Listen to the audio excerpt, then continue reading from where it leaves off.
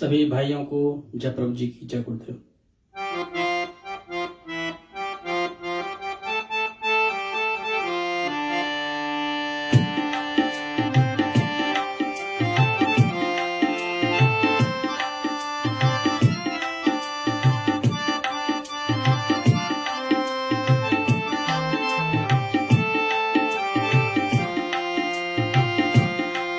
प्रभु जी नेपाल निवासी प्रभु नारायण हरि ओम।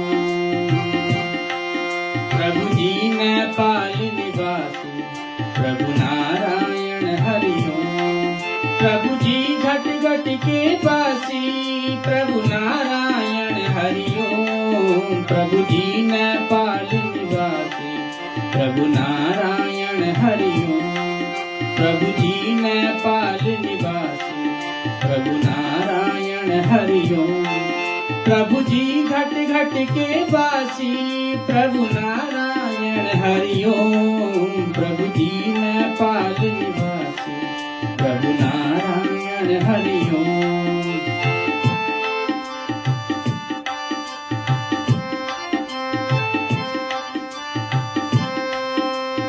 योगेश्वर सिद्धेश्वर प्रभु जी मेरे प्राण आधारे। योगेश्वर सिद्धेश्वर प्रभु जी मेरे प्राण आधारे। आ जाओ चित चोर मेरे, आ जाओ चित चोर मेरे प्रभु जी मेरे आधारे। प्रभु जी मेरे आधारे। प्रभु जी नेपाल निवासी प्रभु नारायण हरि ओम। प्रभु जी नेपाल निवासी प्रभु नारायण हरि ओम। प्रभु जी घट घट के वासी प्रभु जी घट घट के वासी प्रभु नारायण हरि ओम। प्रभु जी नेपाल निवासी प्रभु नारायण हरि ओम। प्रभु जी नेपाल निवासी प्रभु नारायण हरि ओम। प्रभु जी घट घट के वासी प्रभु नारायण हरि ओम। प्रभु जी नेपाल निवासी प्रभु नारायण हरि ओम। प्रभु जी नेपाल निवासी प्रभु नारायण हरि ओम। अब इसके साथ आज का लीलामृतम का हम प्रारंभ करते हैं। तो कल हम लोग परिव्राजक कांड पर थे, जहां पर हमने देखा कि प्रभु जी के साथ में एक संत थे हीरागिरी। हीरागिरी जो संत थे वो प्रभु जी को सुबह आकर हर हर महादेव का ध्वनि लगाकर उनको जगाया करते थे और साथ में प्रभु जी को ले जाकर गंगा स्नान करते थे, साथ में ही फिर कंदमूल लाके बनाया करते थे, भोजन पाते थे। वहां पर एक जंगल में संत थे, वो थे संत कृपालानंद जी। वो शिवालीन योगी थे, भगवान शिव में लीन रहा करते थे। उनका क्रम था वो जंगल में जो जो महात्मा रहते थे एक एक करके उनके घरों में जाके उनसे भोजन लिया करते थे। तो इसी क्रम से वो हीरागिरी के पास गए। हीरागिरी जी ने सोचा कि ये संत का तो यही आदत है, फोकट में भोजन लेने आता है, तो उनको उनकी अपेक्षा की और भोजन भी दिया। लेकिन सोचा चलो कोई बात नहीं, आज ले गया कल तो नहीं आएगा। लेकिन उनकी मन की वृत्ति ऐसी थी कि वो उपेक्षा करते थे उनकी। इसीलिए अगले दिन फिर जब हीरागिरी ने भोजन बनाया तो संत कृपालानंद वहां आ गए और बोले कि भाई तुम्हारा भोजन तो बड़ा स्वादिष्ट था, इसलिए हम फिर आ गए। तो संत हीरागिरी बड़े क्रोधित हुए, भोजन तो दे दिया लेकिन मन ही मन सोचने लगे अब इससे पीछा छुड़ाया जाए। पीछे छुड़ाने के कई तरह से उन्होंने उसका उपयोग किए। तो वहां से चालू करते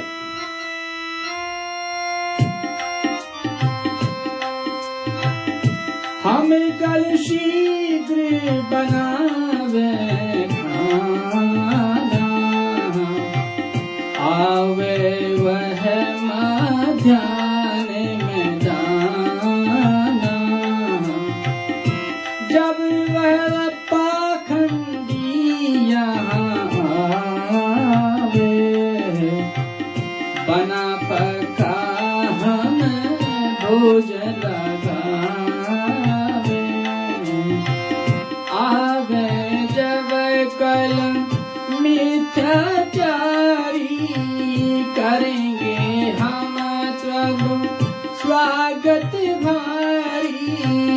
लेकर मान उसे दिखलावे, ज्ञान ध्यान की बात चलावे, बात तजे वह मांगे भोजन, हम कह दें तब नहीं नियोजन, तब ढोंगी वह खड़ा लखावे, छुदा उदर में कूद मिचावे, शिक्षा हम देंगे तब प्यारी, मेहनत स्वयं करो तब धारी, का जो प्यारते यह दर दर आना, आदत बुरी मुफ्त का खाना, प्रभु राम लाल योग लीलामृत धारी, मोहन अखंड चंद्र चमकारी। इस तरह से ये अपना खुद का नियोजन कर लिया कि कल क्या होगा, कि कल हम भोजन कहीं जल्दी बना लेंगे। वो भोजन का समय दोपहर का होता है, हम सुबह ही बना लेंगे, बना के पा भी लेंगे। दोपहर को जब वो पाखंडी, उसको पाखंडी बोलेंगे कृपानंद जी को, जब वो आएगा भोजन मांगेगा, हम उससे ज्ञान ध्यान की सारी बातें करेंगे और बाद में बोलेंगे भाई भोजन का तो आज हमने कुछ प्रयोजन किया ही नहीं, भोजन है ही नहीं। और फिर कृपानंद को भूख लगेगी और वो परेशान होगा, फिर इसको एक शिक्षा मिलेगी। ये सारा उन्होंने षड्यंत्र किया और अगले दिन सुबह ये जल्दी से भोजन बनाना चालू किया। भोजन बना के और जैसे ही प्रभु जी उस समय भोजन करने आए, सुबह का समय था और कृपानंद जी वहां पहुंच गए। कृपानंद जी बोलते हैं, अरे वाह हीरागिरी, तू तो बड़ा अच्छा मित्र है मेरा, आज मुझे सुबह जल्दी भूख लग गई और तुमने जल्दी ही बना लिया, बड़ी अच्छी बात है, मेरी मन की समझ जाता है तू, अब भोजन ला दे। इनको बड़ा क्रोध आया, बहुत क्रोध आया, क्या करें। इन्होंने फिर भोजन दिया, उनको पता था भोजन देना ही पड़ेगा। भोजन दिया और संत कृपालानंद भोजन पाके मुस्कुराते हुए वहां से चले गए।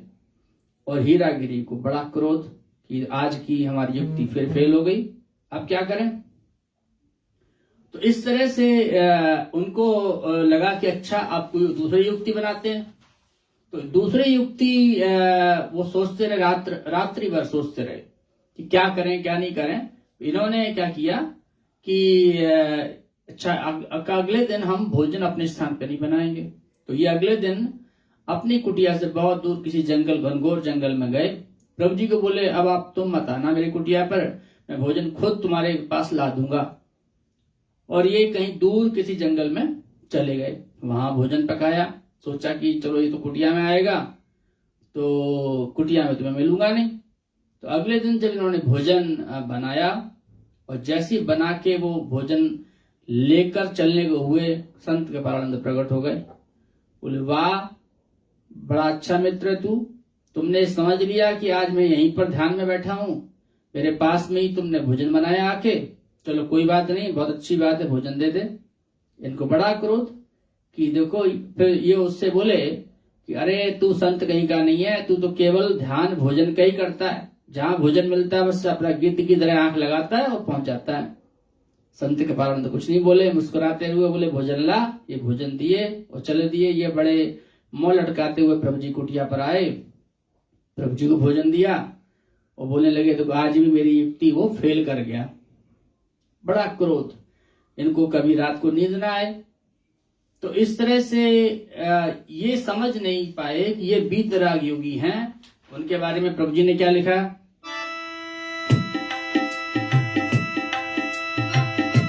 चित्त निर्माण योग्यता जिनको, भेद मनों के लगते उनको,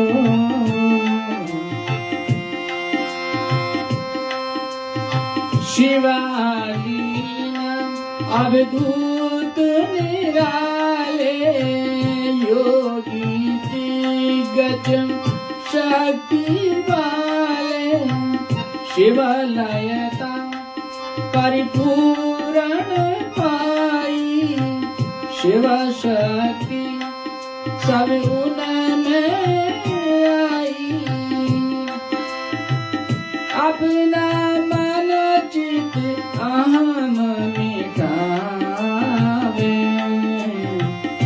बीतराग में लयता पावे लयता जब होती यह जारी बनता तब साधक अधिकारी शक्ति विगत राग की पावे उन जैसा ही वह बन जावे बीतराग पुरुषों का ध्याना साधन सुगम योग ने माना संत कृपाला नंद ने भाई इसी विधि से शक्ति पाई बीतराग शिवा देव दयाला लयता इनमें किए कृपाला शिवा शक्ति से पा गए सारी घोर तपस्या कर तपधारी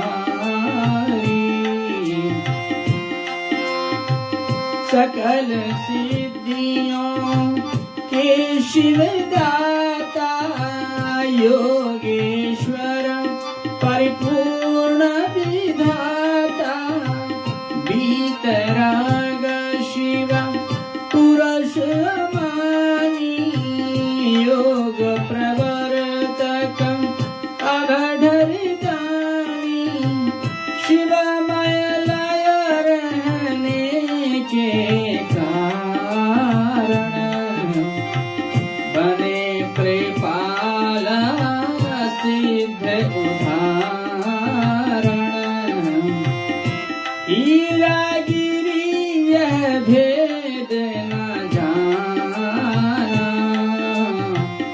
वैभव का अवधूत खजाना।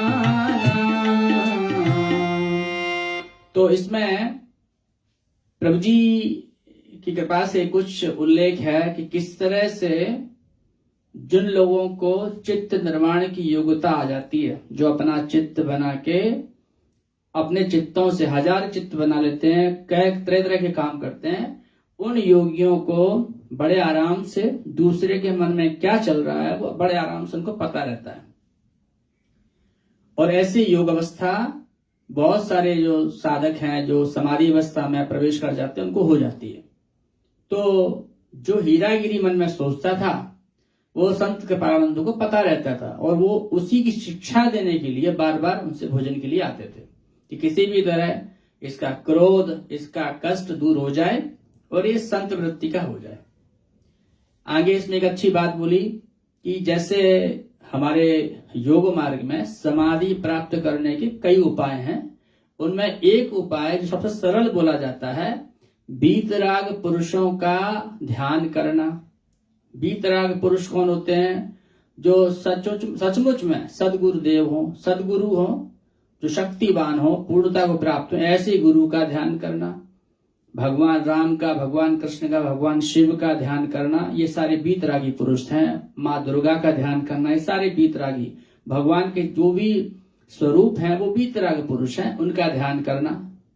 और जब उनको ध्यान करते करते समाधि प्राप्त होती है, उस स्थिति में साधक यदि अपना मन, चित्त, अहंकार, मन को, चित्त को, अहंकार को उन्हीं बीतराग पुरुष में मिला दे, मन को मन में, चित्त और चित्त को चित्त में, अहंकार को अहंकार में, मतलब स्वयं का आपा भूल जाए साधक तो वो उसके समान ही हो जाता है। ये शिव का ध्यान करता है, अपना मन शिव के मन में, अपना चित्त शिव के चित्त में, अपना अहंकार शिव के अहंकार मिलाने से वो शिव स्वरूप हो जाता है। तो फिर शिव की जो शक्तियां हैं वो उसकी हो जाएंगी, जो शिव को अनुभव होगा वो साधक को हो जाएगा। तो ये स्थिति जब हो जाती है तो वो साधक उस वीतराग पुरुष के समान ही हो जाता है। ऐसी स्थिति थी संत कृपानंद की।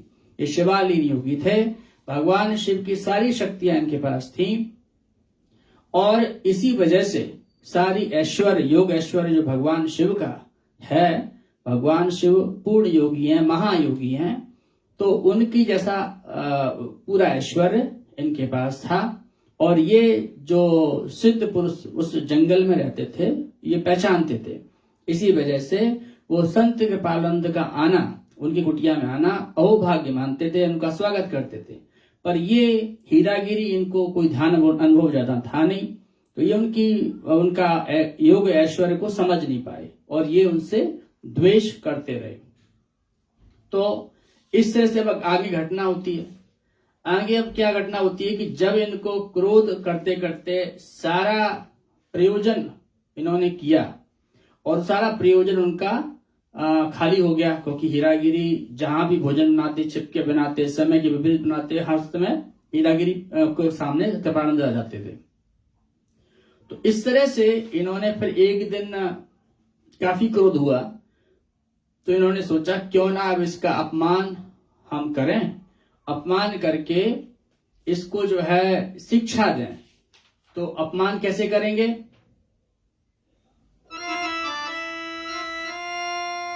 इन्होंने क्या किया कि एक दिन नशे का धतूरे के पत्ते ले आए। धतूरा बहुत नशा विष होता है उसमें, पॉइजन। तो धतूरे की सब्जी बना दी और प्रभु जी को बताया नहीं और धतूरा बना के रखा। तो उस दिन क्या हुआ देखें।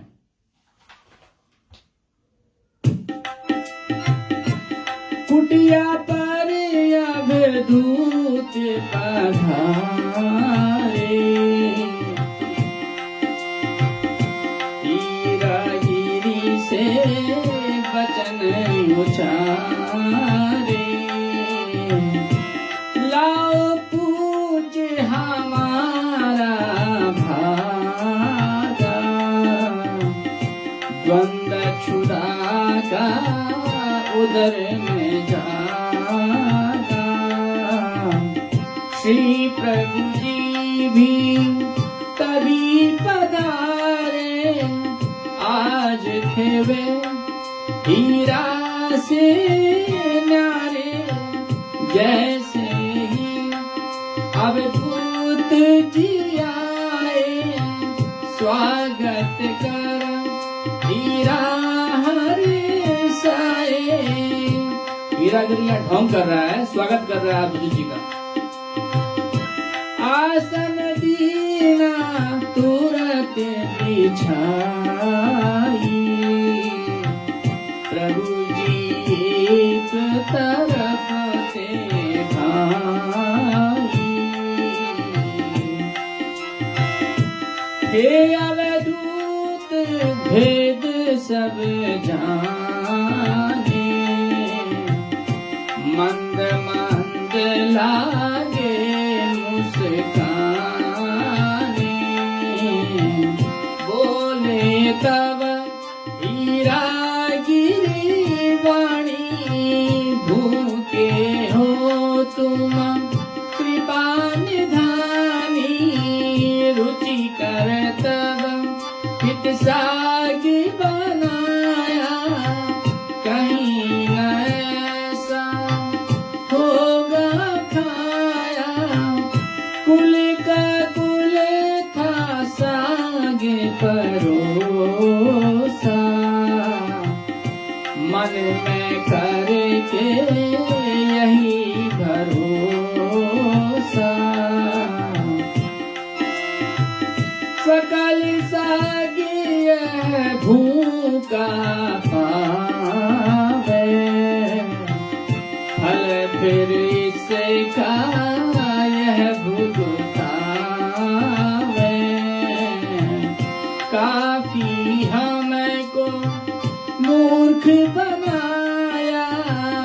बदले का मौका आया। प्रभु राम लाल योग लीलामृत धारी। मोहन अखंड चंद्र चमकारी। तो उस दिन हीरागिरी ने विषमय जो पत्ते होते हैं जिसमें के अंदर पॉइजन होता है उसका साग बना दिया। तो संत कृपानंद आ गए, प्रभु जी भी उसमें पहुंच गए उसकी कुटिया पर। बड़ा धूर्तता से उसने बड़ा स्वागत किया। बोला अरे वाह संत, आज बड़ा खुशी हुई, आप आए, पधारे, आपके लिए बड़ा स्वादिष्ट साग बनाया है, आप आइए बिराजिए। और सारा का सारा साग संत कृपानंद को परोस दिया। संत तो सब जानते थे कि क्या कर रहा है, क्यों कर रहा है। संत कृपानंद बोले कि देखो भाई, हमारा एक नियम है, जो साग बनाता है उसने मेहनत करी है, उसका हिस्सा तो वो जरूर लेगा। तो इसके ऐसा करो, 3 हिस्से बनाओ, एक प्रभु जी को दो, एक तुम लो, एक हम भी लेंगे। उसने कई बार मना किया, बोले नहीं, ये तो नियम है हमारा, 3 हिस्से करो। 3 हिस्से कर दिए, तीनों बैठ गए। फिर संत कृपानंद मुस्कुराते हुए बोले, प्रभु जी की तरफ इशारा करते हुए, चैन से पाओ सभी, चिंता मत करो, जो पापी होगा वो कष्ट भुगतेगा, चिंता मत करो, सब चैन से पाओ। सबने साग खाया। और प्रभु जी तो पूर्ण ब्रह्म है, प्रभु जी को क्या असर होगा या कृपानंद जी को क्या असर होगा, सारा का सारा विष का असर हीरागिरी के शरीर में हो गया। बड़ा बदन में जलन, बहुत कष्ट, बहुत दुख हुआ। और ये करते हुए वो 3 दिन बेहोश पड़े रहे अपनी कुटिया पर। प्रभु जी को बड़ा कष्ट हुआ। प्रभु जी को ये लगा कि ये प्रभु जी युवा अवस्था में थे कि हमारा ये मित्र कितना दुष्टता रखता है, क्या क्या करता है। लेकिन 3 दिन तक वो कुटिया में पड़ा रहा, इस तरह से अपने कष्ट को भोगता रहा। अब ये सब दुख प्रभु जी कृपा से उसका ठीक हुआ। अब उसके मन में फिर एक आया कि अब बदला कैसे लें। बदला अभी भी मन से नहीं गया था हीरागिरी के।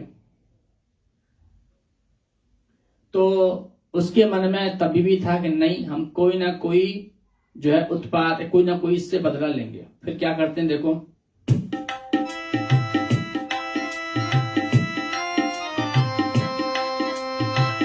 एक दिन जाबे अब धूत जिहाए,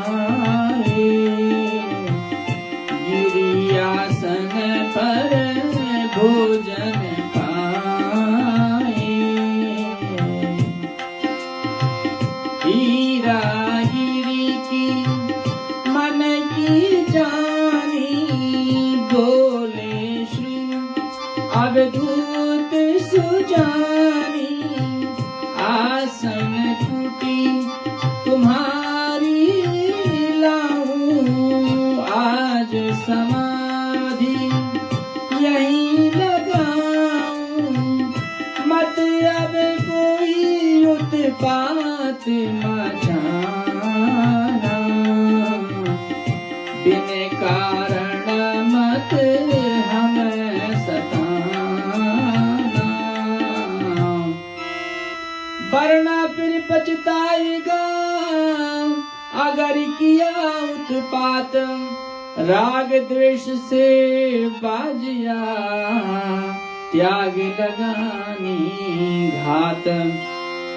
इस विधि कहकर ध्यान में बैठ गए अभिधूत। इधर वो हीरागिरी लगा करने निज करतूत। उसके मन में बदला अभी भी था। और एक दिन जब वो भोजन करने आए तो उसके मन में आए इसका फिर अपमान किया जाए। जैसी उसकी मन की जानी तो अवधूत कृपानंद भी उसको पूरा मौका देते थे। बोले ठीक है भाई, आज मेरी इच्छा हो रही है कि मैं समाधि यहीं लगाऊं। वो भी वहीं रुक गए। लेकिन ये बोला कि देख, अब पहले तुमने कष्ट पाया था, अभी बिना किसी कारण से हमको कुछ गड़बड़ करना मत, नहीं तो फिर दंड भोगेगा। ये उन्होंने पहले सावधान कर दिया। बट हीरागिरी तो हीरागिरी रहे, उनके मन में तो बदला लेने की बात थी। तो अब जैसे ही अवधूत ध्यान में बैठे, इधर जो है संत हीरागिरी ने कोयला घिसा, कोयला घिस के अपने हाथ से कोयले को लगाया। सोचा अब इस संत का मुंह काला करता हूं। देखो क्या करता है, घिसे कोयले हस्त किए काले, मुख रंगे अवधूत का चाले, सोच चले मुख करूंगा काला, बनता फाकड़ कागज वाला, भोजन खुद ना कभी बनाता,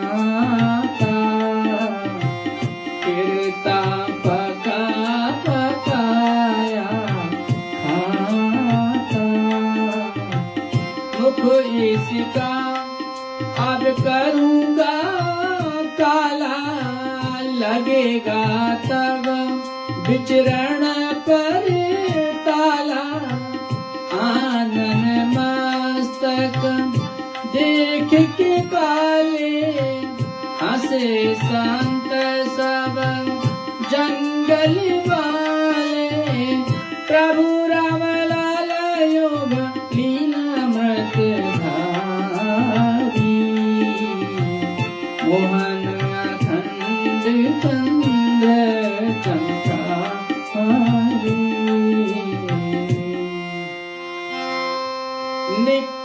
रंग ने मुख अवधूत का जो दिया हाथ बढ़ाया, आसन से निकले तभी बहुत ततैये आया, निकाले ततैये बेग से छूटे, हीरागिरी के मुख पर टूटे,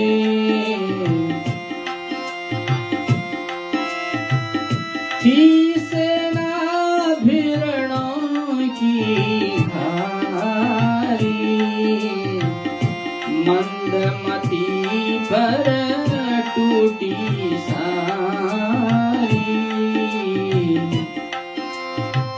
चिपटे थे आनन पर जाई, दिए विशैल डंक गड़ाई, निज हाथों जब उन्हें छुड़ाया, अपना मुख था स्वयं रंगाया, पाप किया फल सन्मुख आया, कष्ट विकट यह उसने पाया, पहले भी जब घात लगाई, 3 दिवस की विपद उठाई, प्रभु राम लाल योग लीलामृत धारी, मोहन अखंड चंद्र चमत्कारी,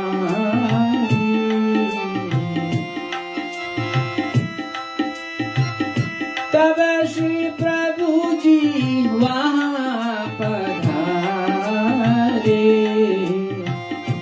देखे हीरा परम दुखारे, मुख सूजा तन पीड़ा चाई, रखे संत गिरिजी अकुलाई, जानी प्रभु ने सकल कहानी, हुए दुखी फिर कृपा निधानी, हाथ बदन तब ना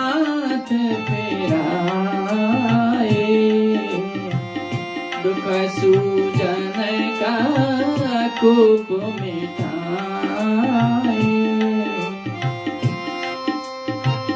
हीरागिरी प्रभु ने समझाया, तजो दोष कर खुद परिदाया।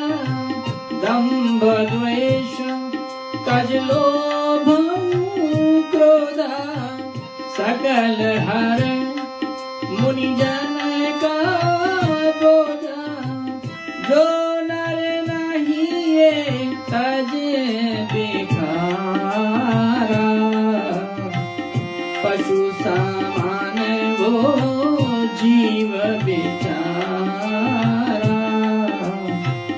संत सदा हो निर्मल प्राणी, त्याग तपसी और नम्र अमानी। तब हीरागिरी ने क्या किया, कोयला कसकर हाथ में काले करके जैसे ही उसके चेहरे पे लेके आए। संत कृपानंद समाधि में बैठे थे, तो जैसे ही उनके चेहरे के नजदीक उनके हाथ पहुंचे तो उनके आसन से नीचे बहुत सारे ततैये निकले और हीरागिरी के मुंह में लग गए। डंक मार दिया, सारे शरीर में डंक मार दिया। वो काले हाथ जो हीरागिरी के थे वो अपने चेहरे पे लगा लिया, वो ततैये को निकालने के लिए। इस तरह से सारा बदन उसका काला हो गया, खुद का चेहरा काला हो गया। वो चले तो थे संत कृपानंद को काला करने, खुद का ही चेहरा काला कर दिया। और ततैयों ने ऐसा बुरा काटा कि महान कष्ट, पूरा शरीर सूज गया। और कुछ समय बाद वो यूं ही कराता रहा। उधर संत कृपानंद वहां से चले गए। प्रभु जी कुछ समय बाद पहुंचे। प्रभु जी ने सारी उसकी करनी देख ली तो प्रभु जी बड़े दुखी हुए। प्रभु जी ने उनके बदन पर अपना हाथ फिराया। जैसे हाथ फिरा के प्रभु जी उनका सारा कष्ट खींच लिया, बदन का स्वस्थ हो गया।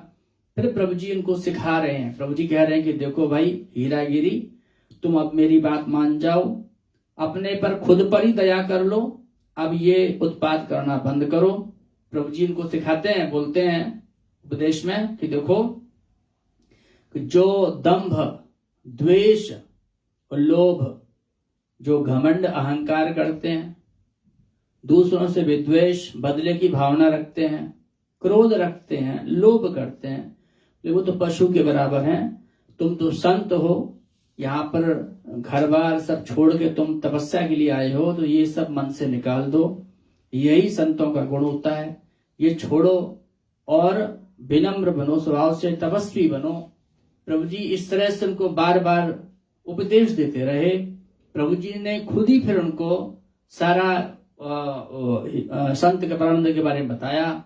प्रभु जी ने खुद बोला कि देखो भाई, जिनको तुम कोई साधारण महात्मा समझते हो वैसा नहीं है, उनको शिव समान समझो, शिव की सारी शक्तियां उनके पास हैं। तुम उनके साथ द्वेष करना बंद करो, तुम प्यार करना सीखो, संत का स्वभाव रखो।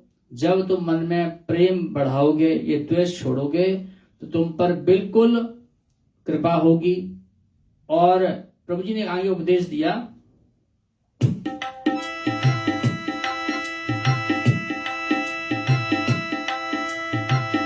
मिथ्या मन का दंभ विसारो,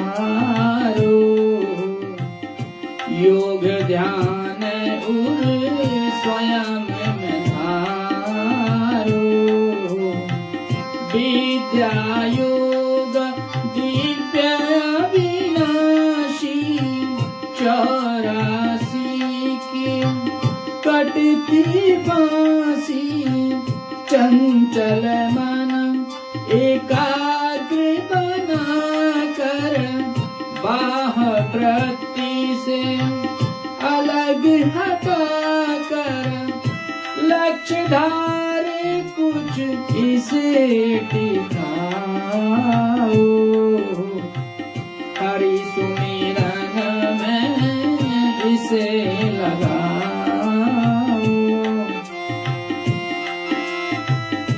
कृपा प्रभु की तुम पर होगी, अवश्य बनोगे एक दिन योगी। मैं हूँ जीवन की धारा, भेद भाव तब मिटेगा सारा, जीवन में दुख लेश न आवे, ज्योति जगे भागतम भी जावे। हीरा प्रभु जी के उपदेश को सुना लगा कर ध्यान, हीरा गिरी नत हो गया सन्मुख कृपा निधान।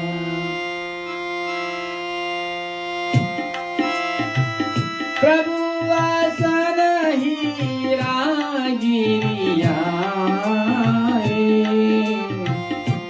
योग ध्यान तब नाथ कराए,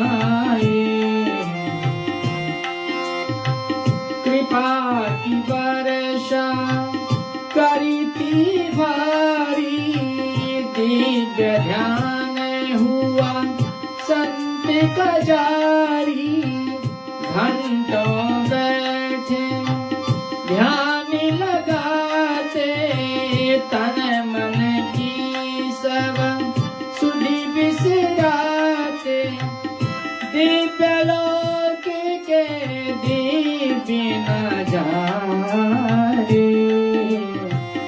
प्रभु कृपा से सकल निहारे, सुने नाद अनहद सुखदाई, सुंदर मुरली वीणा भाई, बदली उनकी जीवन धारा, कल था प्रभु कृपा का सारा।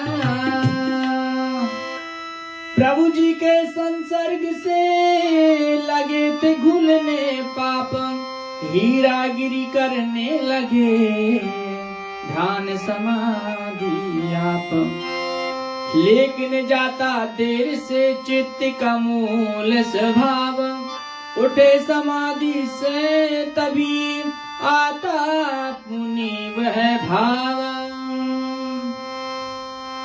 बहुत सारी बातें इसमें लिखी हैं कि जिस तरह से प्रभु जी ने जब उनका कष्ट दूर किया, प्रभु जी ने उपदेश दिया, हीरागिरी प्रभु जी के कुटिया में आए और प्रार्थना की, प्रभु जी कृपा करो। प्रभु जी ने उनको ध्यान योग का अभ्यास कराया, प्रभु जी का शक्तिपात हुआ और वो बड़े ऊंचे ध्यान में पहुंच गए। संप्रज्ञा समाधि में जब योगी पहुंचता है, पहले स्थूल का दर्शन करता है, सारे लोकांतर जो इस स्थूल में पृथ्वी में उपलब्ध हैं, योगी सारे धाम दर्शन करता है। उसके बाद सूक्ष्म में जाता है, बड़े दिव्य लोगों के दर्शन करता है, वैसे उनका होने लगा। बड़े बड़े लोग बड़े निराले हैं, कई लोग नादों के हैं, ध्वनि के हैं, केवल ध्वनि ही विचित्र है वहां पर। तो ऐसे उन्होंने दिव्य नाद अनहद सुनाई देने लगे, सुंदर मुरली वीणा आदि सुनाई देने लगी। इस तरह से उनका ध्यान स्थूल से उठते हुए सूक्ष्म में और आगे लोक परलोक के दर्शन, दिव्य देवताओं के सिद्धों के दर्शन होने लगे। लेकिन एक बात है कि जब योगी ध्यान करता है, ध्यान में उसकी वृत्ति तो बदल जाती है, लेकिन ध्यान से उठते ही वो अपने मूल स्वभाव में आ जाता है। मूल स्वभाव का बदलना मुश्किल बात है, काफी समय लगता है। तो हीरागिरी का मूल स्वभाव क्या था? वो क्रोधित रहते थे, लोभ की वृत्ति थी, अहंकार थी, और स्पेशली उस घटना के बाद संत कृपानंद से तो वैर मानते थे, उनको दुश्मन मानते थे। वो वृत्ति फिर आ जाती थी कि भाई इसने मेरे साथ ऐसा किया। खुद का स्वभाव भूल जाते थे, लेकिन वो कहते इसने मेरे साथ ऐसा किया। तो बस वही उनका मूल भाव लगातार बना रहता था। उसी समय की घटना है कि एक बार अवधूत जी प्रभु जी के आसन पर आए, प्रभु जी से मिलने। प्रभु जी बैठे हुए थे, अवधूत बैठे हुए थे, और साथ में वो एक कोई अंग्रेज लड़की को लेके आए। जो अंग्रेज उनकी शिष्या थी, वो नग्न अवस्था में रहती थी। वो संत कृपानंद को साष्टांग प्रणाम की, प्रभु जी को प्रणाम की, और जाके दूर एक जगह पर सामने ही पत्थर पर बड़ी सी शिला पड़ी थी, वहां पर समाधि में बैठ गई।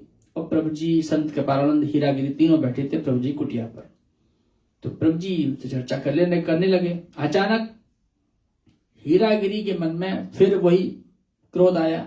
बोला कि देखो, इसको तो प्रभु जी बोलते हैं कि बहुत बड़ा महान संत है, शिवालीन है, लेकिन ये किस किस तरह की हरकतें करता है, किसी लड़की को लेकर घूमता रहता है। तो ऐसा करते मन में आया तो कृपानंद जी को बोले हीरागिरी कि भाई ये क्या आपकी माया है, भाई ये किसको लगा लिया अपने साथ में। तो ऐसा जब बोला तो फिर पहले तो कृपानंद जी ने उसका परिचय दिया कि देखो, ये महिला अपने पति के साथ ये जंगलों में घूमने आई थी और वहां पर इसको वहां कोई संत मिले और इसको बड़ा मन में वैराग्य हुआ कि हम भी योग ध्यान सीखें। और उसने पति के बराबर हट करने के बावजूद भी ये जंगल में रह गई उसी किसी संत के पास, और वो पति को विदा कर दिया। ये इतने आराम से रहने वाली, मखमल की गद्दे, इतना सुविधाओं के साथ में लंदन में रहती है। लड़की विदेशी थी, अंग्रेजों का उसमें समय था भारत में। तो ये वहां को सबको छोड़ के यही संत के पास रह गई। संत ने इसको ध्यान सिखाया, ध्यान योग सिखाया। उसके बाद कुछ समय बाद उस संत ने जब देख लिया ध्यान में कि इसका संस्कार मेरे साथ है, इसको मेरे पास भेज दिया। ये मुझे ढूंढने के लिए घनघोर जंगलों में चली गई और पशुओं का डर, जीवन का भय, कीट पतंगे, नग्न ऐसी अवस्था में ढूंढती रही। इसकी लगन मैंने देख ली, तब मैं इसको मिल गया और फिर इस कन्या को मैंने जो जो साधन बताए, इसने भूख प्यास छोड़कर हर तरह से इसने मेरी आज्ञा का पालन किया। तो शिव की कृपा हो गई और यह बहुत ऊंची योगिनी है, ये परम योगिनी है और ये बस मेरी शिष्या, मेरे आज्ञा पर चलती है। तो हीरागिरी बोले कि मुझे इस सारी बातों पर विश्वास तो हो नहीं रहा। तो बोले ठीक है, तुम्हारी इच्छा, तुम परीक्षा ले लो उसकी। बोले अच्छा। तो हीरागिरी बोले कि ठीक है, तो फिर ऐसा करो कि ये जो शिला पर बैठी हुई है, ये शिला बड़ी अच्छी लगती है, इस पे योगदान तो हम भी कर सकते हैं। तो ऐसा करो कि आप इस शिष्या को बोलो कि ये शिला को उठाकर मेरी कुटिया पर रख के आ जाए। तो संत कृपानंद जी बोलते हैं कि ठीक है, ये कर देगी, लेकिन शर्त मेरी ये है कि यदि ये शिला वहां पहुंच गई, तुम उस वादा करो, तुम शपथ लो कि तुम नित्य इस पर बैठ के ध्यान करोगे। हाँ, बिल्कुल करेंगे। तो संत कृपानंद ने उस शिष्या को बुलाया, बोला कि ठीक है, अभी मेरी आज्ञा है कि शिला को उठा के हीरागिरी की कुटिया पर छोड़ कर आओ। वो अंग्रेज महिला योगिनी वो दोबारा से शिला पे गई, वो अपना आसन लगाया और समाधिस्थ होते हुए आकाश मार्ग में उड़ती चली गई। वो शिला के साथ में बैठी आकाश मार्ग से गई, वहां शिला रखी, फिर आकाश मार्ग से लौट के आई, अपने गुरुदेव को प्रणाम किया था साष्टांग और हाथ जोड़कर एक साइड खड़ी हो गई। जैसी ये सब घटना हीरागिरी ने अपनी आंखों से देखा तो हीरागिरी एकदम गदगद हो गया और इसके बाद हीरागिरी ने उनसे क्षमा याचना की। श्री हीरागिरी बचन उचारे, क्षमा करो अपराध हमारे, भेद तुम्हारा हम नहीं जाने, तुम योगी बड़ सिद्ध सुहाने, किया प्रेम अवधूत ने अंक संत भर लीना, गद गद मन आशीष शुभ हीरागिरी को दीना। प्रभु की ओर निहार कर बोले तब अवधूता, कृपा से इनकी मिल गया अब तो संत सबूत। हीरागिरी तेरा नाम है, बन हीरे की खान, कृपा प्राप्त कर राम की हो तेरा उत्थान। चरणों में इन राम के धर्म निष्ठा से प्रीतम, कंकड़ से हीरा बने तब तू मेरी मीत। प्रभु राम लाल योग लीलामृत धारी, मोहन अखंड चंद्र चमकारी, सहज समाधि तब प्रभु लाए, तब मन हर अनुभूति पाए।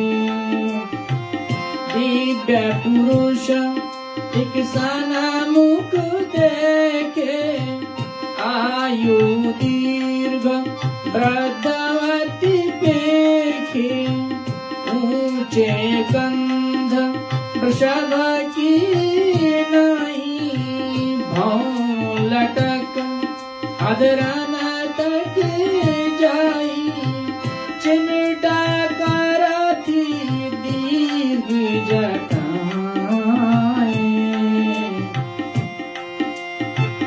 मस्तक चंदा गंग सुहाए।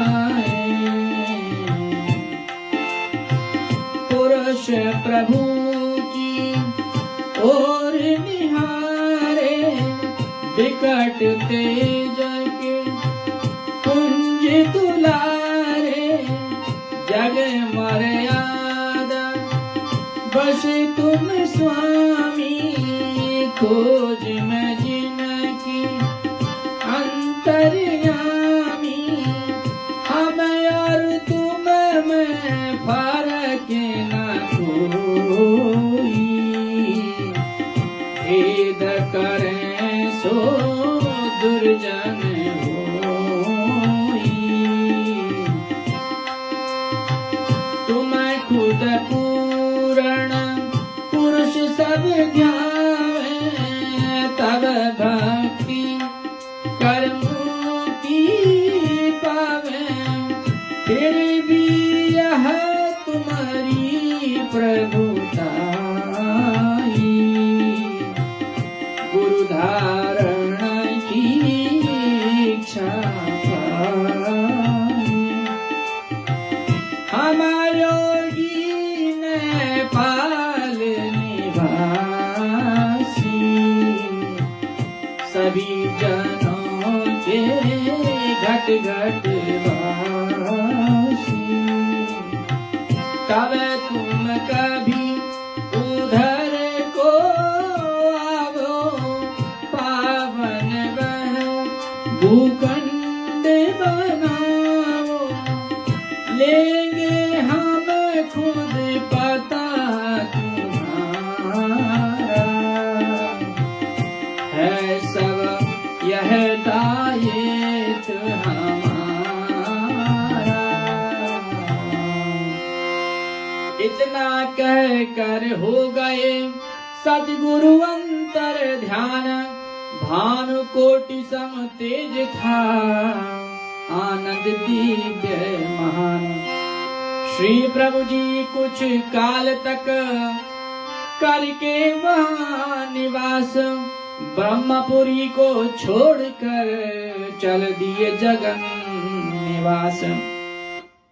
तो प्रभु जी एक दिन जब वह ध्यान कर रहे थे ब्रह्मपुरी में, प्रभु जी को महाप्रभु जी के दर्शन हुए। इनका वृषभ सम बहुत ही मजबूत कंधा था, लंबा शरीर, उनकी भौएं लटकी हुई थी, अधर तक लटकी हुई भौएं थी, बहुत अति वृद्ध थे। उनके जटा केश पैरों तक थे और उनका मस्तक इतना दिव्य था, चंद्रमा लगा हुआ और इतना दिव्य प्रकाश, करोड़ों सूर्यों की तरह का प्रकाश। वो बड़े विनम्रता से प्रभु जी को बोले कि देखो मुझ में तुझ में कोई फर्क नहीं, लेकिन ये तो तुम्हारी महानता कि तुम्हें गुरु करने की इच्छा हुई, तो मैं तुम्हारा गुरु हूं। मैं नेपाल निवासी हूं, जब तुम कभी उधर आना तो मैं तुम्हारा पता खुद ही लगा लूंगा और तुमको ले जाऊंगा। ऐसा करके महाप्रभु जी अंतर्ध्यान हो गए।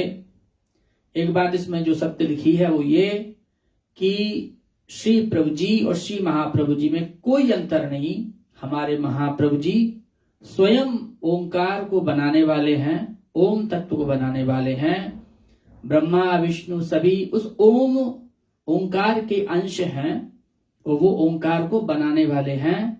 और जब जब प्रभु जी इस धरा पर किसी न किसी नाम से अवतार लेते हैं तो उनका गुरु तो कोई हो नहीं सकता, तो वो स्वयं के ही गुरु बन जाते हैं। इसलिए वो वृद्ध स्वरूप सदैव रहने वाले, उनका ना कोई आदि ना अंत महाप्रभु जी प्रभु जी बन कर आ जाते हैं किसी नाम से। जैसे अवतार था प्रभु रामलाल के नाम से, या पहले महाअवतार बाबा के नाम से, कितने अनंत अवतार लेते रहते हैं और महाप्रभु जी के रूप से उनके गुरु बन के संसार की मर्यादा का पूरा पालन करते हैं। इस तरह से प्रभु जी को महाप्रभु जी के दर्शन हुए और उस घटना के बाद प्रभु जी वहां से चल पड़े और हरिद्वार चलते हुए प्रभु जी आए। फिर क्या हुआ? हरिद्वार जगन्नाथ जी आए, जहां खड़ा जय राम को पाए।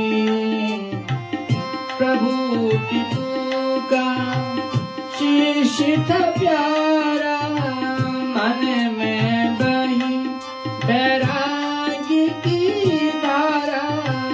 देख प्रभु को अति हर्षाया, पड़े चरणों में शीश झुकाया। प्रभु जी देख मुदित हुए भारी, पितु प्रीति थी इस पर न्यारी। सदा विप्र बहुलाड़ लड़ाते, अपना इसको पुत्र बताते। था शुभ सेवक आज्ञाकारी, सरल हृदय जन पर उपकारी।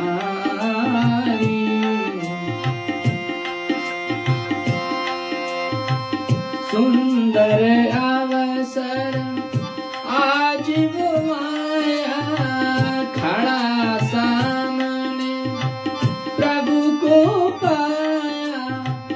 जो धन थोड़ा भक्ति कमाए, प्रभु चरणों में भेंट चढ़ाए। मुद्रा भेंट भक्ति की प्यारी, देख प्रीत प्रभु ने स्वीकारी। तब बोला जय राम बिचारा, तुम बिन नहीं अब अन्य सहारा। पूज्य ज्योति श्री गुरु हमारे, तज हमको वैकुंठ सिधारे। तब से भाव यही मन छाया, किस विधि मिल तुम्हारी दया। जयराम जो है प्रभु जी के पिताजी का शिष्य था, बड़ा प्यारा बालक था। प्रभु जी के पिताजी पंडित गंडाराम जी उनको अपना बेटा ही बोलते थे। तो प्रभु जी के पिता का देहांत हुआ, प्रभु जी घर छोड़ दिए और इस तरह की सारी घटना चल रही है। और उस दौरान जयराम भी बड़ा वैराग्यवान हो गया। उसके मन में आया कि अब तो मेरे गुरु जी भी नहीं रहे, तो अब क्या करें। ज्योतिष विद्या उसने अच्छी सीखी हुई थी, तो ज्योतिष विद्या के द्वारा उसने कुछ धन कमाया हुआ था, उसी से गुजारा करते हुए उसने सोचा कि हरिद्वार ऋषिकेश में चलते हैं, वहीं पर प्रभु राम मिलेंगे, प्रभु जी मिलेंगे। क्योंकि वो बार बार उनको पता था ये घर से भाग जाते हैं और यहीं कहीं हरिद्वार ऋषिकेश जाते हैं। तो इसी आशा में हरिद्वार में रुका हुआ था। उस दिन प्रभु जी को देख लिया, बड़े खुश हो गए और जयराम ने जो भी उनके पास दीक्षा की जो उसकी खुद की कमाई थी ये ज्योतिष विद्या से, वो प्रभु जी के चरणों में रख दिया और बस ये प्रभु जी से प्रार्थना करने लगा, देखो अब तुम्हारे बिना मेरा कोई सहारा नहीं है और इसलिए आप मुझे अपने पास रख लो, मुझे अब कभी छोड़ना मत। बार बार प्रभु जी से ये विनय करने लगा। प्रभु जी बड़े मुदित हुए, प्रसन्न हुए। प्रभु जी ने जयराम को गले लगाया और फिर जयराम को साथ लेकर प्रभु जी हरिद्वार से आगे काठ गोदाम आए। प्रभु जी ताजे हरिद्वार को ध्याए, काठ गोदाम नगर में आए, सुंदरी को देखी धर्मशाला, उसमें आसन प्रभु ने डाला, मगर कठिनता सन्मुख आई, और था भाव हुआ था भाई, तब प्रभु ने एक उपाय था सोचा, साधन था संगीन बनाया,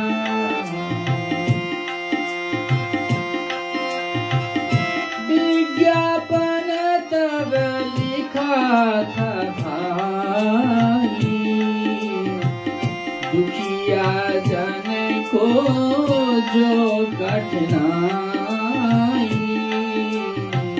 जो जन चाहे यहाँ पधारे, संशय अपने सकल निवारे, जन्म कुंडली यहाँ दिखावे, ज्योतिष से सब भेद बतावे। तो प्रभु जी ने विज्ञापन लिखवा दिया, क्योंकि पैसे तो थे नहीं, तो पैसे कैसे कमाए जाए। तो प्रभु जी हमेशा पैसे कमाने के लिए अपने पिताजी द्वारा दी गई ज्योतिष विद्या को उपयोग में करते थे। देखो इसमें दो भेद समझना, प्रभु जी तो योग के मालिक हैं, पूर्ण पर ब्रह्म हैं, वो चाहे वो क्या नहीं कर सकें, वो योग विद्या द्वारा, योग के द्वारा किसी का मन पलट दें, किसी को प्रेरणा दे दें, किसी से कुछ भी करवा दें, लेकिन वो अपनी वो दिव्य विद्या का उपयोग अपनी जीविका के लिए नहीं करते थे। वो क्या करते थे, जैसे हम लोग आज के जमाने में डॉक्टर इंजीनियर बन के अपना आजीविका कमाते हैं, अपना भरण पोषण करते हैं, सीधा प्रभु जी ज्योतिष विद्या जो सीखी थी उनके पिताजी से, उसका उपयोग किया करते थे। तो प्रभु जी ने विज्ञापन लिखाया और काठ गोदाम में विज्ञापन जगह जगह लगवा दिया। बहुत सी भीड़ आने लगी और प्रभु जी उनका बिल्कुल सही फलादेश बताते थे और इस तरह से ढेर सारा धन भी आने लगा और साथ में ही प्रभु जी का बड़ा प्रचार होने लगा। गली गली श्रीनाथ की मची ज्ञान की धूम, दुखी दीन जनता रही हरि चरणों को चूमा। तो इस तरह से प्रभु जी ने केवल कुंडली और भविष्य के अलावा उनको आयुर्वेदिक के सही सही उपाय भी बताते थे, बीमारों को उनका दवाई भी दे दिया करते थे। इस तरह से काफी वहां पर भीड़ हुई। कई उस काठ गोदाम के बड़े पैसे वाले सेठ लोग भी आए और उन्होंने भी प्रभु जी से सही उपाय पाया और इस तरह से प्रभु जी का इतना ज्यादा वहां पर नाम हुआ कि काठ गोदाम के जो राजा थे नरेश, उनको ये खबर लगी। तो एक दिन वो स्वयं राजा प्रभु जी जहां रुके थे अपनी रानी और अपनी माँ के साथ पधारे और प्रभु जी से बार बार विनय की, प्रभु जी आपकी बड़ी चर्चा सुनी है, कृपया आप हमारे महल में पधारें, हमको कृपा करें, महल में आकर आप पधारें। प्रभु जी ने मना कर दिया कि देखो हमारा तो उद्देश्य आम जनता का सहयोग करना है, उनकी सेवा करना है। यदि मैं तुम्हारे महल में जाऊंगा तो ये आम गरीब जनता तो आ ही नहीं पाएगी, तो इसलिए मुझे यही रहने दो। वो नरेश ने बार बार प्रभु जी से प्रार्थना की, प्रभु जी मैं ये मुनादी करा दूंगा, सबको बता दूंगा कि जब तक आप वहां महल में रहोगे वहां पर किसी को आने जाने की रोक नहीं रहेगी, कृपा करके अब तो चलो, आप वहां पर जैसा यहाँ जनता की सेवा करते हो वहां भी करते रहो। तो प्रभु जी की जब ये बार बार प्रभु जी से प्रार्थना की तो प्रभु जी फिर चलने को तैयार हुए। प्रभु जी काठगोदाम नरेश के महल में पहुंचे और वहां पर भी आम जनता जो है आने लगी। प्रभु जी का बड़ा भव्य स्वागत किया। एक बहुत सुंदर सा शाही बग्घी लाई गई, वहां पर प्रभु जी को बग्घी में विराजमान करके पूरी गाजे बाजे के साथ में प्रभु जी को वहां पे ले जाया गया। उसका वर्णन है इसमें। श्वेत रंग के जुड़े थे घोड़े, छाट के सुंदर मनहर जोड़े, सजी नगर की गलियां सारी, तोरण द्वार लगे मनहारी, उमड़ी भीड़ नगर की भाई, सड़कें भरी नजर सब आई, बग्घी चढ़े नाथ लीलहारी, हुई पुष्पों की वर्षा जारी, आगे चला राज्य का बाजा, मधुर विहंगा अवसर साजा। इस तरह से प्रभु जी को बड़ा सम्मान के साथ प्रभु जी का जुलूस निकालते हुए अपने महल में लाए और प्रभु जी का पूजन करने के बाद राजा ने राजकोष से बहुत सारा धन प्रभु जी के चरणों में रख दिया, प्रभु जी को भेंट किया। प्रभु जी ने तुरंत मना किया कि नहीं, ये धन तुमने मुझे जो अर्पित किया है इस पर तो तुम्हारी जनता का हक है, ये जनता का पैसा है, तुम राजा हो, तुम इस तरह से राज्य कोष को बर्बाद ना करो, इस धन से तुम जनता के लिए काम करो, जनता के लिए कुएं तालाब बनाओ, उनके शिक्षा का उपचार करो, भूखों के लिए भंडारा चलाओ, ये जनता का धन जनता के हित में लगाओ, तुम राजा हो, तुम्हारा यही धर्म है, तुम ये धन को मेरे पर न चढ़ाओ। प्रभु जी ने इसे उपदेश दिया। राजा बड़ा ध्यान से सुना और प्रभु जी के चरणों में दोबारा से प्रार्थना की, प्रभु जी आप जो आज्ञा दे रहे हो वैसा ही करूंगा। फिर प्रभु जी ने बहुत सारे उपदेश दिए, एक राजा का धर्म क्या होता है उसका थोड़ा सा प्रभु जी ने उसका वर्णन किया। जिस राजा की प्रजा दुखारी, चोर जार जहां अत्याचारी, दंड दुष्ट जिस राज न पाते, दुखिया निर्धन रुदन मचाते, सबल जहां निर्बल के भक्षक जुल्म करें, सब स्वयं जब स्वयं ही रक्षक, चलन वेद के हो विपरीता, भूप क्रूर हो ज्ञान श्रीता, राज्य हो जिसका यूं दुख हारी, वो नृप होय नरक अधिकारी, गति नहीं वो नृप शुभ पावे, जन्म जन्म दुख ताप उठावे। तब राजा ने क्या बोला, हरि सभा में नृप ने भाई, प्रभु के सन्मुख शपथ उठाई। जो दुर्गुण श्रीनाथ बताए, कृपा करी हम आए जगाए। बल बुद्धि दो हमें कृपाला, वचन कहूँ मैं संत दयाला।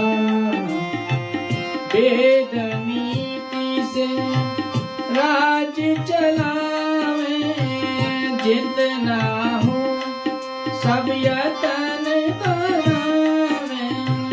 सत्य न्याय की करुणा हानि, तुझे राज्य में ऋषि मुनि ज्ञानी।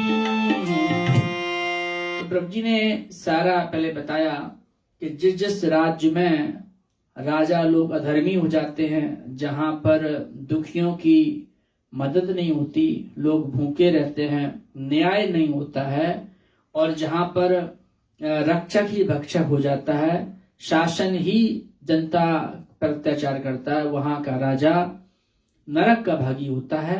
ये नियम है। और इस नियम का तो बहुत से उदाहरण हमको मिलते हैं। जो योगी ध्यानी है वो देखते हैं कि पूर्व के बड़े बड़े चक्रवर्ती सम्राट आज नरक में पड़े हुए हैं। कोई किसी को सर्प की योनि मिली हुई है। बहुत सारी घटनाएं ऐसी योगी ध्यानी लोग देखते हैं और बताते भी हैं। तो ये बिल्कुल सत्य बात है। जो राजा अपने राज धर्म का पालन नहीं करता तो वो नरक का भागी होता है। प्रभु जी ने उनको चेताया। इससे काठगोदाम के नरेश ने शपथ ली कि वो पूरी तरह से प्रभु जी के बताए हुए मार्ग पर चलेंगे, धर्म का राज्य करेंगे, धर्म विहित कार्य करेंगे।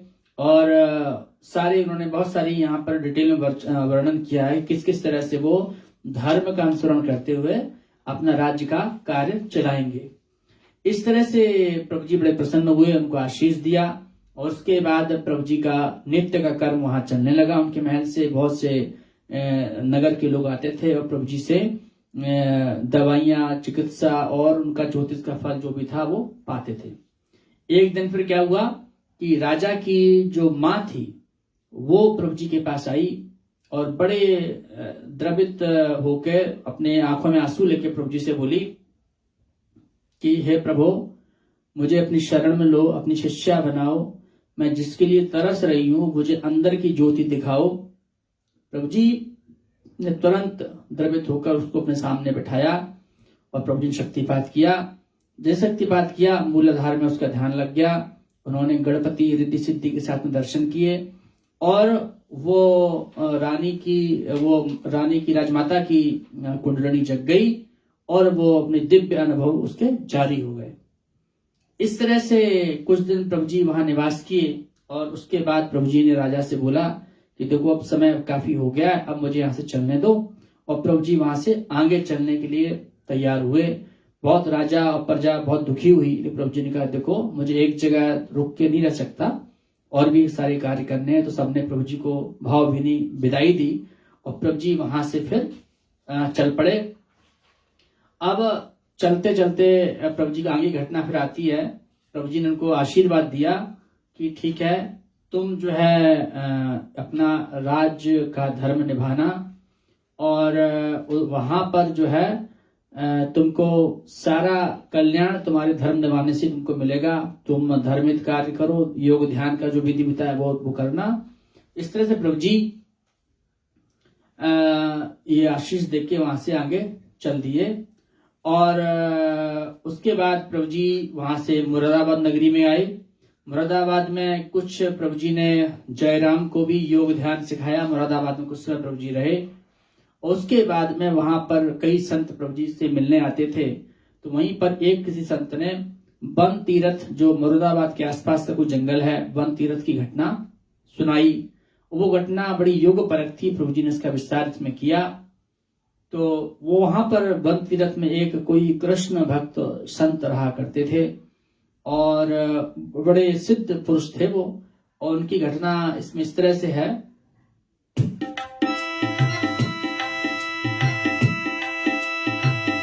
घोर घने जंगल के अंदर रहते थे वे सिद्ध धुरंधर। रिद्धि सिद्धि के थे अधिकारी, शक्ति थी उनमें बड़े भारी। सौम्य दिव्य था तेजो मंडल, खूब प्रभावित था कुल जंगल। बकरी सिंह भेड़ अरु गाय, बिचरे साथ घास जल पाए।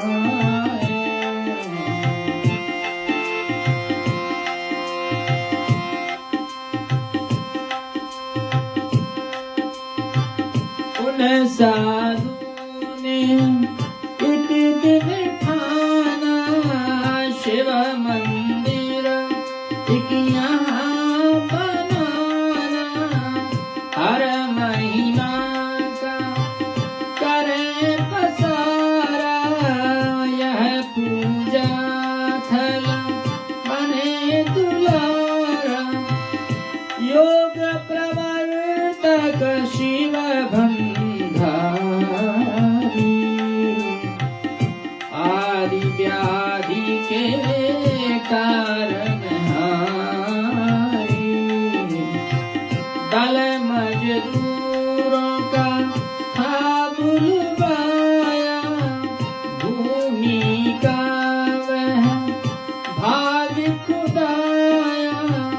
बिन राजा की आज्ञा पाए, मुनि ने काफी वृक्ष कटाए।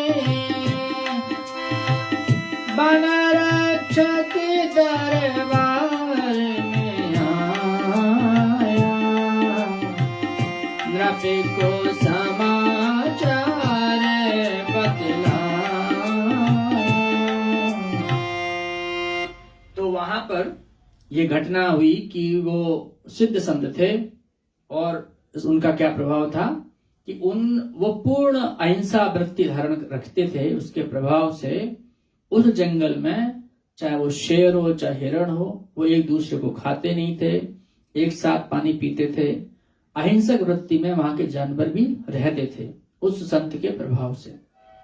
तो एक बार क्या हुआ कि उन संत के मन में आया कि क्यों ना यहाँ पर एक सुंदर सा दिव्य शिव मंदिर बनाया जाए। उन्होंने दिव्य दृष्टि से देख लिया कि इस जमीन के अंदर बहुत सारा धन छुपा हुआ है किसी पुराने काल का। तो इन्होंने फिर मजदूरों को बुलाकर वहां खुदाई करवाई और उस मंदिर बनाने के लिए वहां पे जो बहुत सारे पेड़ थे वो कटवाए। वन रक्षक आया, उनका राजा का जो एक कर्मचारी होता है वो बोला कि नहीं, आपने किसकी आज्ञा से किया? संत ने कहा कि नहीं, किसी की आज्ञा से नहीं, हमें तो मंदिर बनाना है। संत ने उनकी बात नहीं सुनी और वो वन रक्षक राजा के पास पहुंचा, बोला कि एक बड़ा हठी संत आया है, वो ना आपकी आज्ञा ना मेरी किसी की आज्ञा नहीं मानता, तो आप जो है उसको देख लो, अदरवाइज वो सारे पेड़ काट देगा। तो राजा बड़ा क्रोधित हो गया। तो राजा ने पहले तो अपने मंत्री को बुलाया, बोला कि देखो तुम जाके सिपाहियों को लेके जाओ और उस संत को समझा दो, नहीं पकड़ के ले आना कि ये वो बंद कर दे। तो मंत्री भी कुछ सिपाहियों को लेके गया और मंत्री ने फिर बोला कि देखो संत से बोलो तुम्हारी खैर नहीं, यदि तुम ये बंद नहीं कराओगे तुमको पकड़ के ले जाएंगे और तुमको हम जेल में डाल देंगे। तो ऐसा जब बोला तो सामने ही से वो संत अदृश्य हो गए, अंतर्ध्यान हो गए। बार बार सैनिक बोलते पकड़ो पकड़ो, बट उनको संत नजर नहीं आए। ऐसा बार बार किया तो वो मंत्री सैनिकों को लेके वापस राजा के दरबार में गया। बोले देखो हमने पकड़ने की कोशिश तो बहुत सारी की, लेकिन वो सामने अंतर्ध्यान हो गया। लगता है कोई सिद्ध महात्मा है राजा जी, उसको पकड़ना मुश्किल ही है और आप छोड़ दो, ये विचार छोड़ दो। राजा को बहुत क्रोध आ गया, अहंकारी। तो राजा ने अपने सेनापति को बुलाया। देखो बोले कोई धूर्त संत है, तुम एक काम करो, सेना को लेके जाओ, सारे वन को घेर लो और बिल्कुल पकड़ के लाना, वो बच ना पाए।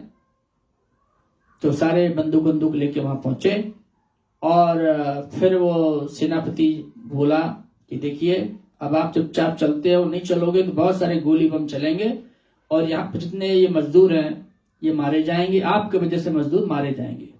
जब संत ने ये सुना, बोला ठीक है कोई बात नहीं, मैं चलता हूं तुम्हारे साथ में, तुम गोली बम मत चलाओ। ऐसा कह के महात्मा वो सेनापति के साथ हाथी पर सवार हो गए, जो वापस ले जाने लगे राज दरबार में। जैसी हाथी चलने को हुआ तो राजा की एक शिष्या थी योगिनी, वो जो है हाथी की पूंछ पकड़कर लटक गई। हाथी जोर से चिंगाड़ा, फिर सारे जंगल के हाथी इकट्ठे हो गए, फिर सेना डर गई।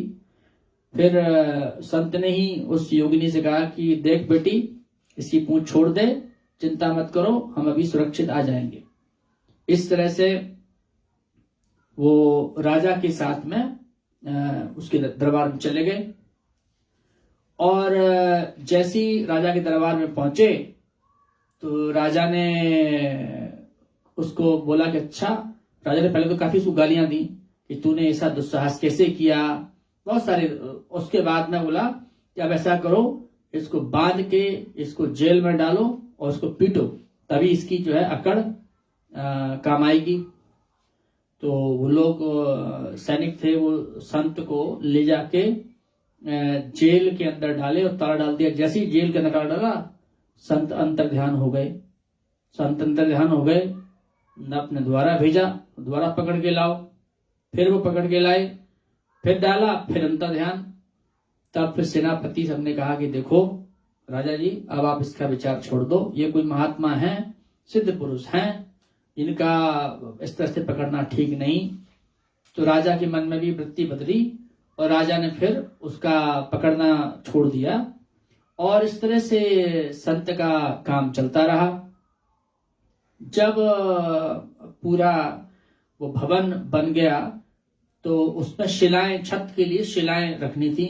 महात्मा ने वहां पर मजदूरों को बोला कि तुम अब ये शिलाएं को ऊपर रख दो। मजदूरों ने बहुत प्रयास किया, बहुत भारी शिलाएं थी। तो जैसी जब मजदूरों ने कहा कि देखो हम सभी लग के भी एक शिला भी हिला नहीं पा रहे महाराज, तो अब ये शिलाएं छत पर कैसे रखी जाएंगी। तो उस महात्मा ने अपनी बांसुरी निकाली, बड़ी मधुर सी तान छेड़ी और वो बांसुरी की तान छेड़ते ही सारी शिलाएं जमीन से उठ के आकाश से ऑटोमेटिक छत पर रखती चली गई, सही क्रम से रखती चली गई और सारी छत पर वो शिलाएं जड़ गई। वो सिद्ध पुरुष का संकल्प था। वो शिलाएं इस तरह से जमीन से उठा के रखवा दी और फिर जो धन था, वो धन जो निकला मजदूरों का जितना परिश्रम था उसके अनुसार उसको धन उसमें बांट दिया और एक दिव्य भव्य मंदिर वहां पर शिवालय बन गया। फिर एक दिन नृप के मन में पश्चाताप हुआ कि हमने कितने दिव्य संत के साथ इस तरह से अत्याचार किया।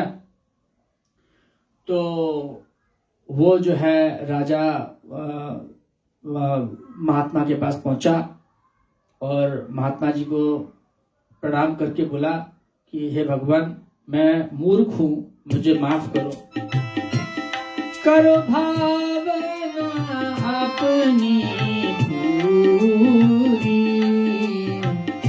रहने पाए नहीं अधूरी। जनहित किए संत तुम काजा, समझा नहीं मैं मूर्ख राजा। कितना हमने उधम मचाया, अब निज कारणी पर पछताया। समझो यह गुण सकल तुम्हारा, कहो कल्पित सारा।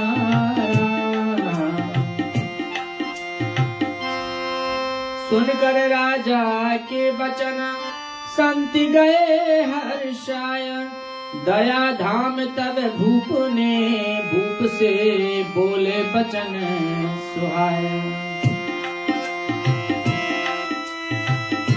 भूला सुबह शाम घर आवे, भूला नहीं वो नृप कहलावे।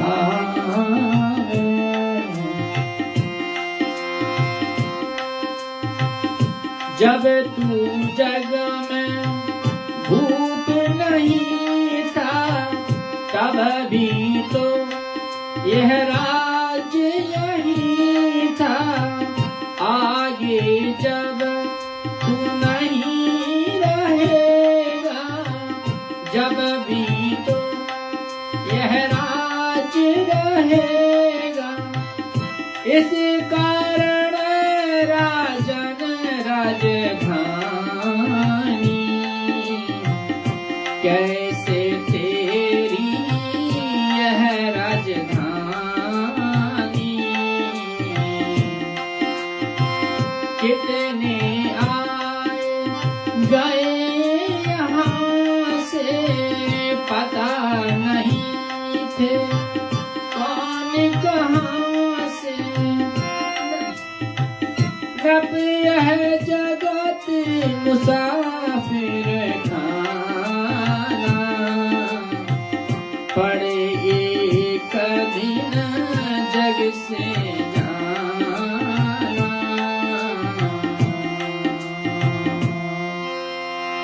हरि से कर लो प्रीत तुम, यही है सच्ची नीत। मीत किसी के नहीं बनो, बनो प्रभु के मृत। योग मार्ग कल्याण का मन जो हेतु विज्ञान, विद्या योगी दे कोई पाओ सिको श्रीमान। इस तरह से राजा को शिक्षा मिली। महात्मा ने बोला कि देखो तुम किस अहंकार में घूमते हो, ये राज्य तो पहले भी था, अभी भी रहेगा, आगे भी रहेगा। तुम्हारा तो आना जाना, कई राजा आए कई चले गए। तुम जनता की सेवा करो, जनहित के कार्य करो, इस अहंकार को छोड़ो। राजा ने गलती मानी, बोला आप कहो तो जितना भी जंगल आप कही कहो तो राज्य भी अर्पित करूं। संत ने उसको माफ कर दिया। संत ने एक आज्ञा और दी कि अब तुम इस वन में शिकार नहीं करोगे। हमारे सारे जो जीव जंतु वन में रहते हैं वो प्रेम भाव से रहते हैं, अहिंसा का भाव रखते हैं, तुम इनको नहीं मारोगे। राजा ने वो वचन दिया, उसके बाद वो राजा चला गया। तो इस तरह से सारी जब घटना हुई, घटना जो सुनाई गई थी प्रभु जी को वहां के संतों ने, उसका कोई उद्देश्य था। तो प्रभु जी ने सोचा कि चलो अब उस वन तीरथ के हम भी दर्शन कर लें। तो प्रभु जी जयराम को लेके वहां वन तीरथ गए। कारण यह था कि वो सिद्ध पुरुष की घटना तो कई सैकड़ों वर्ष पुरानी थी, पर वहां पर एक धूर्त संत रहता था, उसके शक्ल मिलती जुलती थी। उसका नाम था लक्ष्मण दास। तो लक्ष्मण दास जो है, शक्ल तो उन संतों की संत की मिलती जुलती थी, और लोगों पे बोला कि हम वही संत हैं जो ऐसे ऐसे दिव्य कार्य करे, और लोगों को गालियां वालियां देता था, अफीम और ये गांजा खाता रहता था। बस लोग आसपास के गांव के समझते थे शायद वही संत है, और लोगों को बोलता था मैंने काय निर्माण कर लिया इसलिए मैं अभी जवान दिखता हूं। इस तरह से लोगों को मूर्ख बनाता था। और प्रभु जी जब वहां पहुंचे तो उसने वैसा ही ढोंग वाला व्यवहार प्रभु जी के साथ किया। प्रभु जी ने उसको एकांत में बुलाए। प्रभु जी बोले, देख तू कौन है, मुझे सत्य पता है। किसी दिन वो संत जब शरीर छोड़े, तू पास में कहीं था, तूने देखा, तूने संत के शरीर को गंगा जी में प्रभावित किया। उसके बाद स्वयं संत या मठाधीश बन के यहाँ पर आ गया, लोगों पे फालतू की बातें फैलाता है, तू वो ढोंगी महात्मा है।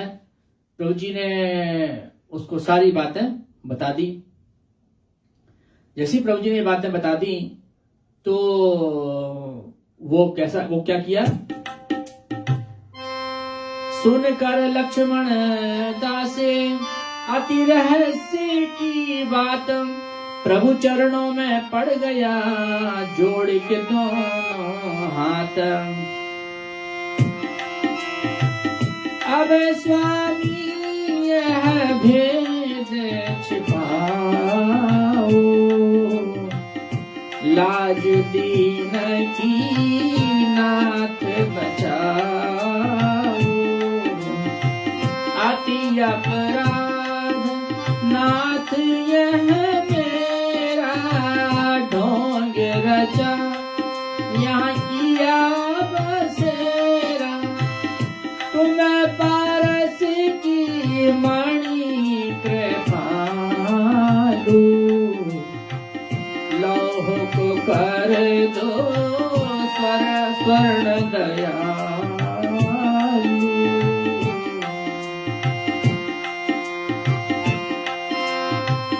कृपा आपकी जो नहीं पाऊं, संशय नहीं नरक में जाऊं, कृपा करी निज निकट दिखाया, शक्तिपात कर जाप सिखाया, हुई समाधि तक्षण जारी, कृपा नाथ की बरसी भारी, योग संत के लक्षण सारे समझ आए, प्रभु तारणहारे,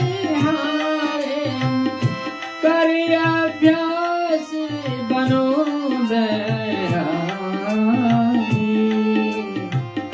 सच्चे विमल मान मद त्यागी। महासिद्ध प्रभु ने किया प्रबल था शक्तिपात, कुंडलनी उत्थित हुई रिद्धि सिद्धि के साथ, औषधि कुछ बतला दई बन बूटी का ज्ञान, निज हाथों से कर सके साधु जन कल्याण। योगेश्वर तब चल दिए तज कर वह स्थान, जसपुर नामक ग्राम में पहुँचे कृपा निधान। शिव मंदिर था ग्राम में मन हर भव्य विशाल, उसमें ही श्रीनाथ ने दीना आसन डाल। इसके साथ में आगे की घटना, ये बनतीर्थ की घटना खत्म हुई। आगे की घटना जो है, जसपुर ग्राम में प्रभु जी जाते हैं और वहां पर किस तरह से कृपा करते हैं एक बालक पर, ये घटना आगे सुनाई जाएगी। अभी आज का विश्राम यहाँ लेते हैं। प्रभु जी नारायण नारायण नारायण, प्रभु जी नारायण नारायण नारायण, प्रभु जी नारायण, प्रभु जी नारायण, प्रभु जी नारायण, प्रभु जी नारायण, प्रभु जी नारायण, प्रभु जी नारायण, प्रभु जी नारायण, प्रभु जी नारायण, प्रभु जी नारायण नारायण नारायण, प्रभु जी नारायण नारायण नारायण, प्रभु जी नारायण, प्रभु जी नारायण, प्रभु जी नारायण, प्रभु जी नारायण, प्रभु जी नारायण, प्रभु जी नारायण, प्रभु जी नारायण, प्रभु जी नारायण, प्रभु जी नारायण नारायण नारायण प्रभु जी नारायण प्रभु जी नारायण प्रभु जी नारायण प्रभु जी नारायण प्रभु जी नारायण प्रभु जी नारायण प्रभु जी नारायण प्रभु जी नारायण प्रभु जी नारायण प्रभु जी नारायण नारायण नारायण प्रभु जी नारायण नारायण नारायण। सभी भाइयों को जय प्रभु जी की। आगे का पाठ कल करते हैं। जय प्रभु जी की।